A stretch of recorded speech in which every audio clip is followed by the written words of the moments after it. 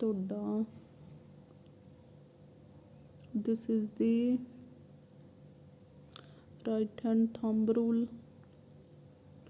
ठीक है, current carrying wire है, यही है राइट हैंड थंब रूल दिखाया। करंट कैरिंग वायर है तो देखो करंट डाउनवर्ड है तो मैगनैटिक फील्ड साडी फिंगर्स की डायरैक्शन क्या जा रही हैगी है क्लॉकवाइज। जे अप कर लांगे थंब नूं तो एंटी क्लॉकवाइज, तो एंटी क्लॉकवाइज हो जाएगी। This way you can apply the thumb rule, right hand thumb rule. ठीक है, इस तरह राइट हैंड थंब रूल है। पहला लैफ्ट सी इलैक्ट्रिकल मोटर ते लगदा सी, हुण राइट हैंड थंब रूल है। सेम उही डेजिग्नेशनस हैगी, मिडल फिंगर विल करंट नूं ते फस्ट फिंगर मैगनैटिक फील्ड नूं, thumb will show the movement of the conductor और you can say the force, जिधर फोर्स लगेगी उधर ही मोशन होएगा। तो different question we will discuss later on.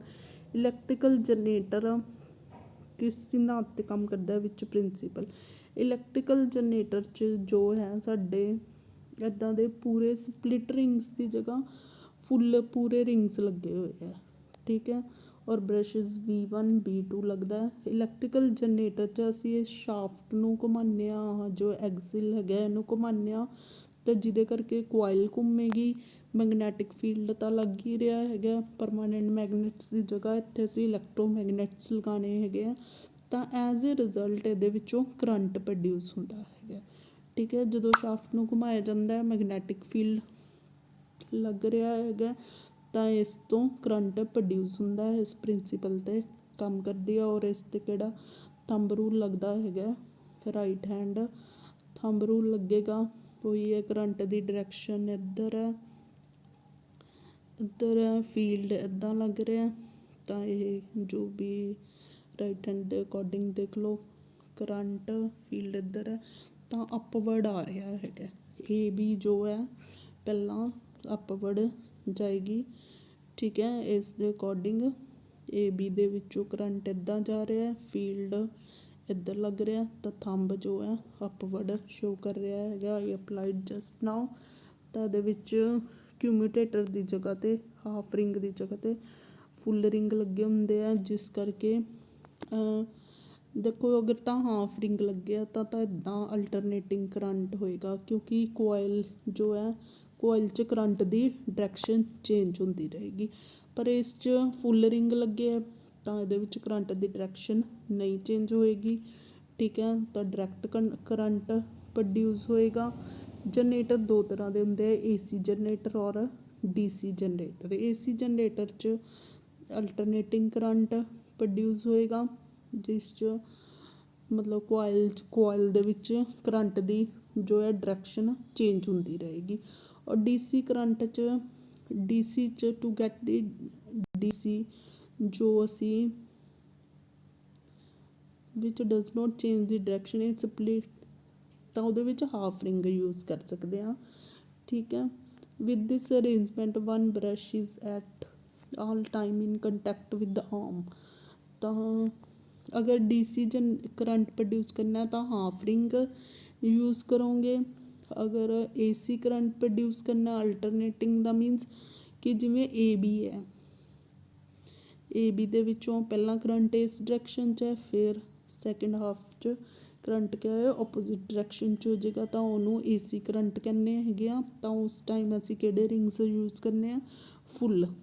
ठीक है, पूरे रिंग्स यूज़ करने हैं जनरेटर च। तो जनरेटर दो तरह के होंगे, AC जनरेटर और DC। लॉन्ग डिस्टेंस तो जिहड़ी पावर हाउस तो करंट आता वो AC करंट आता है। ठीक है, क्योंकि ज़्यादा वोल्टेज वगैरह की जरूरत होंगी है। दिस टॉपिक ये सारा जो इलैक्ट्रिकल मोटर है ਜਾਂ इलैक्ट्रिकल थोड़ा जनरेटर है, यदि असी कोई working videos we will see कि किमें रिंग्स के नाल अटैच होंगे है ब्रशेज़। मेन पॉइंट उत्थे है तो असी देखांगे। इंडिया दे विच जिहड़ा है AC मोस्टली पावर स्टेशन जो है AC वाले होंगे। AC चेंजेस हर एक मतलब इन्ने टाइम के बाद डायरैक्शन चेंज होंदी हैगी है, तो करके 50 हर्ट्ज़ का AC ਕਰੰਟ ਪ੍ਰੋਡਿਊਸ ਹੁੰਦਾ। ਅਤੇ DC ਇਲੈਕਟ੍ਰੀਕਲ ਪਾਵਰ ਨੂੰ ਲੌਂਗ ਡਿਸਟੈਂਸ ਤੱਕ ਨਹੀਂ ਯੂਜ਼ ਕਰਦੇ ਕਿਉਂਕਿ ਇਹਦੇ ਵਿੱਚ ਬਹੁਤ ਸਾਰਾ ਐਨਰਜੀ ਦਾ ਲੋਸ ਹੁੰਦਾ। ਡਾਇਰੈਕਟ ਸੋਰਸਿਸ ਕਿਹੜੇ ਹੈਗੇ ਆ, ਜਿਵੇਂ ਸੈੱਲ, ਬੈਟਰੀ ਵਗੈਰਾ, ਉਹ ਡਾਇਰੈਕਟ ਸੋਰਸਿਸ ਹੈਗੇ ਆ। ਘਰਾਂ 'ਚ ਜੋ ਹੈ ਸਾਡੇ ਇਲੈਕਟ੍ਰੀਕਲ ਸਰਕਟ ਇੰਡੀਆ ਦੇ ਵਿੱਚ 220 ਵੋਲਟੇਜ ਆ ਰਹੀ ਹੈਗੀ ਆ ਪਾਵਰ ਸਪਲਾਈ। ਤਾਂ ਇੱਦਾਂ ਅਰੇਂਜਮੈਂਟ ਕੀਤਾ ਹੁੰਦਾ। ਇੱਕ ਲਾਈਵ ਵਾਇਰ ਹੁੰਦੀ ਹੈ, ਲਾਈਵ ਵਾਇਰ ਦੇ ਥਰੂ ਕਰੰਟ ਜਾਏਗਾ। ਨਿਊਟਰਲ ਜੋ ਹੈ ਵੈਸੇ ਹੀ ਠੀਕ ਹੈ ਹੁੰਦੀ ਹੈ ਇੱਕ ਵਾਇਰ। ਅਤੇ ਅਰਥ ਵਾਇਰ ਜੋ ਹੈ ਇਲੈਕਟ੍ਰੀਕਲ ਅਪਲਾਇੰਸਿਸ ਜਿਨ੍ਹਾਂ ਦੀ ਬੋਡੀ ਇਲੈਕਟ੍ਰੀਕਲ ਸਟੀਲ ਵਗੈਰਾ ਦੀ ਬਣੀ ਹੁੰਦੀ ਹੈ, ਕਰੰਟ ਕੰਡਕਟਿੰਗ ਹੁੰਦੀ ਹੈ, ਉਹਨਾਂ ਦੇ ਨਾਲ ਉਹਨਾਂ ਨੂੰ ਇੱਕ ਮੈਟਲ ਦੀ ਪੱਤੀ ਦੇ ਨਾਲ ਜੋੜ ਕੇ ਅਰਥ 'ਚ ਸੋਕੇਟਸ ਨੂੰ ਠੀਕ ਹੈ ਮੈਟਲ ਦੀ ਵਾਇਰ ਨੂੰ ਉਹ ਕੀਤਾ ਜਾਂਦਾ ਤਾਂ ਕਿ ਓਵਰਲੋਡਿੰਗ ਨਾ ਹੋਵੇ, ਜਾਂ ਇਲੈਕਟ੍ਰੀਕਲ ਅਪਲਾਇੰਸਿਸ 'ਚ ਕੋਈ ਇਲੈਕਟ੍ਰੀਕਲ ਕਰੰਟ ਲੀਕੇਜ ਹੋ ਰਿਹਾ, ਸ਼ੋਰਟ ਸਰਕਟਿੰਗ ਅਤੇ ਓਵਰਲੋਡਿੰਗ ਮੀਨਸ ਕਿਉਂ ਹੁੰਦੀ ਹੈ, ਕਈ ਵਾਰੀ ਲਾਈਵ ਅਤੇ ਨਿਊਟਰਲ ਵਾਇਰ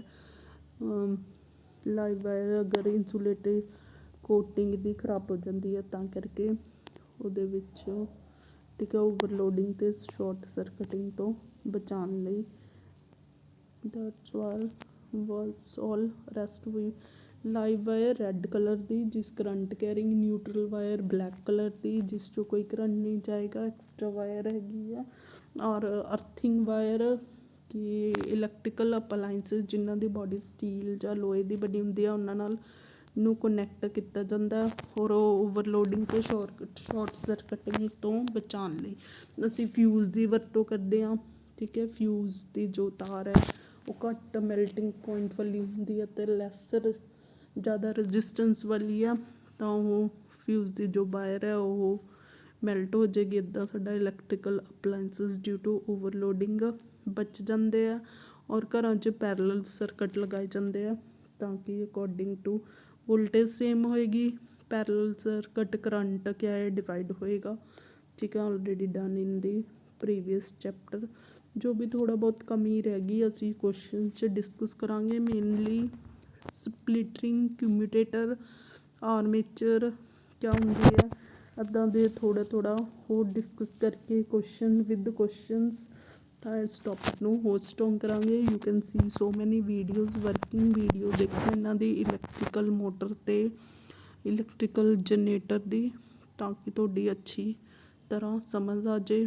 ਔਰ ਇਹ ਥੰਬ ਰੂਲ ਇਹ ਜੋ ਚੈਪਟਰ ਹੈਗਾ ਨਾ ਐਕਸਪੈਰੀਮੈਂਟਸ ਕਰਕੇ ਜ਼ਿਆਦਾ ਸਮਝ ਆਉਂਦੀ ਹੈਗੀ ਆ। ਇਨ ਦੀ ਲੈਬ ਆਪਰੇਟਰ ਸੈਟਅਪ ਕੀਤਾ ਹੁੰਦਾ, ਡਿਫਲੈਕਸ਼ਨ ਸ਼ੋ ਕਰਦੇ ਹੈਗੇ ਆ। ਤਾਂ ਥਿਓਰੈਟੀਕਲੀ ਘੱਟ ਹੈਗਾ, ਪ੍ਰੈਕਟੀਕਲੀ ਜ਼ਿਆਦਾ ਹੈਗਾ to understand. Thank you for watching the video.